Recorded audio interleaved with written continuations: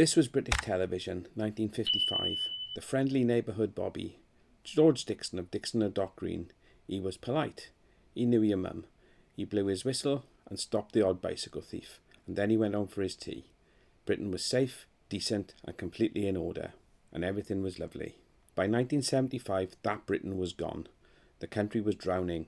Economic collapse, crippling strikes, power cuts that plunged entire cities into darkness, and underneath it all, a violent crime wave that the police seemed completely unable to contain. Armed robbery had become almost routine in London. The flying squad, the Met's elite unit tasked with stopping it, were overwhelmed, underfunded, and as it would later emerge, significantly corrupt. Britain didn't want Dixon anymore. It needed something that felt true. In 1975, Thames Television gave it something true, and British television was never the same again. Today we're looking at the Sweeney, the show that killed the polite bobby, invented the anti-hero cop, and left fingerprints all over every crime drama made for the next 50 years. Starting as always with a question nobody ever seemed to ask. What the hell is a Sweeney?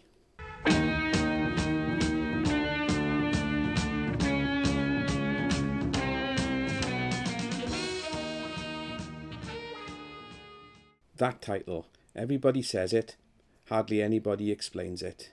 The Sweeney, Cockney rhyming slang, Sweeney Todd, Flying Squad, and the Flying Squad were the real thing, an elite unit of the Metropolitan Police established in 1919 whose sole purpose was hunting down organised, serious and very often armed criminals.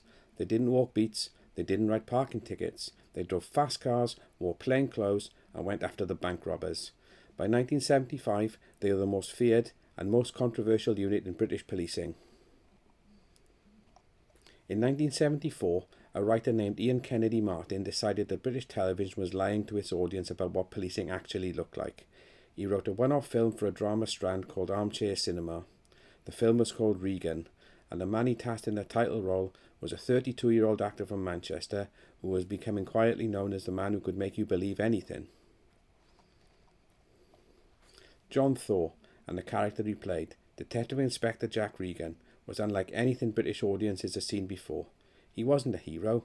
He was a divorced, chain-smoking, heavy-drinking, Manchester-born maverick who treated bureaucracy with the same contempt as he treated criminals. He was difficult, brilliant, and completely impossible. The British public absolutely lost his mind for him. Regan pulled in enormous ratings. Thames Television greenlit a full series almost immediately, and this is where the Sweeney made its first revolutionary decision, and one that had nothing to do with the scripts or the acting. Almost every British drama at the time was shot on video, and inside a television studio at that. It was cheap, it was controllable, and it looked absolutely nothing like real life. The Sweeney, produced by Thames Television subsidiary Euston Films, shot the entire series on 16mm film, and almost entirely on location in London. Real pubs, real scrapyards, real estates, real rain-soaked streets. The city itself became a character, grey, vast and indifferent. You could feel the cold through the screen.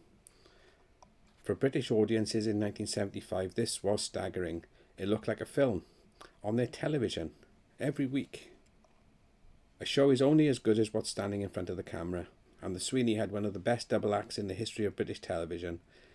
John Thaw's Jack Regan was the volcano, always on the verge of eruption, fueled by Scotch and righteous fury.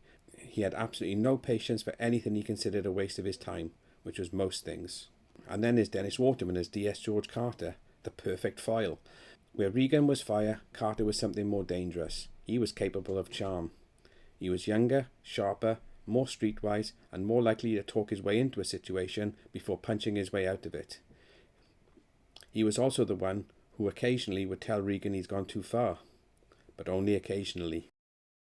The chemistry between Thaw and Waterman was not manufactured. They were genuinely close friends off screen, and you can't fake what they had.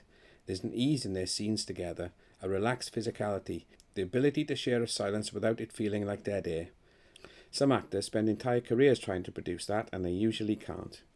And breathing down their neck every episode, DCI Frank Haskins, played with magnificent controlled irritation by Garfield Morgan. Haskins was the system, the brass, the paperwork, the political considerations that Regan viewed as an obstacle to actual police work. The relationship was not quite adversarial and not quite paternal. It was something more interesting than either. Every cop show since has copied this triangle: the maverick, the loyal partner, the angry chief demanding their badges. The Sweeney didn't invent the maverick detective, but it built the mould that every subsequent show had been poured into. And here's the thing, most of them didn't pour as well. When the Sweeney began its regular run in 1975, it pulled in up to 18 million viewers an episode. And to put that into context, the UK population in 1975 was about 56 million. So roughly 1 in 3 people in the country were tuning in to watch the show. And these are numbers that simply do not exist in television anymore. But the Sweeney wasn't just a rating success. It was a genuine cultural event. People talked about it at work. They quoted it in pubs. The dialogue was immediate, specific, and completely unlike anything on British television. And of course, nobody spoke like that on the BBC. And then there were the car chases, and we absolutely need to talk about the car chases. Forget sleek sports cars and Hollywood glamour. The Sweeney gave Britain its own high-speed mythology, built entirely around the Ford Cortina, the Ford Console, and above all the magnificent Ford Granada. 2 tons of British steel, driven with absolutely reckless abandon through the narrow streets of West London, through Hammersmith, through Shepherd's Bush, through streets that real people lived and worked on. That weekly adrenaline rush, coarse, physical, and slightly frightening, was unlike anything British audiences had experienced in their living rooms. It felt dangerous, because it was dangerous, and the public wanted dangerous, because the outside world felt dangerous. The Sweeney was the television equivalent of the decade it was made in: loud, exhausted, angry, and completely ungovernable. Now, not everybody loved it. The Sweeney faced sustained attacks from moral campaigners who argued it glorified police brutality and would corrupt the youth of Britain. Mary Whitehouse, who had essentially appointed herself as Britain's television conscience, was not a fan. And they weren't entirely wrong about what the show depicted. Regan and Carter threatened suspects' families, they drank on duty, they punched first and asked questions considerably later, and by any reasonable standard, they were conducting themselves illegally. But here is the genuinely extraordinary thing. While the Sweeney was airing, while morality campaigners were demanding it be taken off air for depicting the police as corrupt, the real flying squad were embroiled in one of the most catastrophic corruption scandals in Metropolitan Police history. Real officers were accepting bribes from the very bank robbers they were supposed to be catching, planting evidence, organising crimes themselves. The investigation, Operation Countryman, uncovered rot so deep it reached the flying squad's own senior leadership. The actual commander of the flying squad, Commander Kenneth Drury, was eventually sent to prison for corruption. The Sweeney wasn't exaggerating. If anything, he was being diplomatic. This is what makes the Sweeney more than just an entertaining piece of television. It was, however inadvertently, a documentary. It captured with startling accuracy the exact nature of a law enforcement culture that was genuinely out of control, operating outside the law, and doing so in the belief that the ends justified the means. The critics called it irresponsible, and history has called it prescient. The Sweeney ran for 4 series, 53 episodes, 2 feature films, and concluded in 1978. It left behind a television landscape that has been permanently altered. Before it, TV cops were public servants. After it, they were the anti-heroes. That's not an exaggeration. That's what actually happened. The most direct, most beautiful tribute to the Sweeney's legacy is Life on Mars. Made in 2006, Philip Glenister's Gene Hunt is not a homage to Jack Regan. He is Jack Regan, translated 30 years forward, placed into a show that is explicitly about what it meant to police like that. Life on Mars works perfectly because the audience already knows the rules of 1970s TV policing, and the Sweeney wrote them. And then there's a curious case of John Thaw himself. The man who defined the uncultured, violent, beer-swilling hardman of 1970s television would spend the late 1980s and 1990s remaking himself almost entirely as Inspector Morse. Educated, Oxford-based, gentle, a lover of classical music and crossword puzzles who found violence almost physically repugnant. 2 completely different definitions of the British television detective, and 1 actor, completely dominant in both.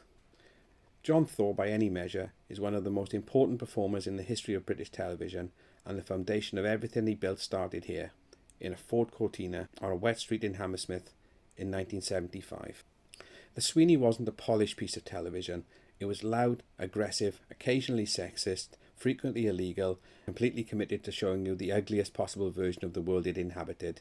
It didn't apologise for any of it. And that refusal to apologise, that commitment to an honest ugliness, is exactly why it endured when more respectable shows have been almost entirely forgotten. It gave us language. Get your trousers on. You're nicked. that a certain generation of British people still carry around with them without quite knowing where it came from.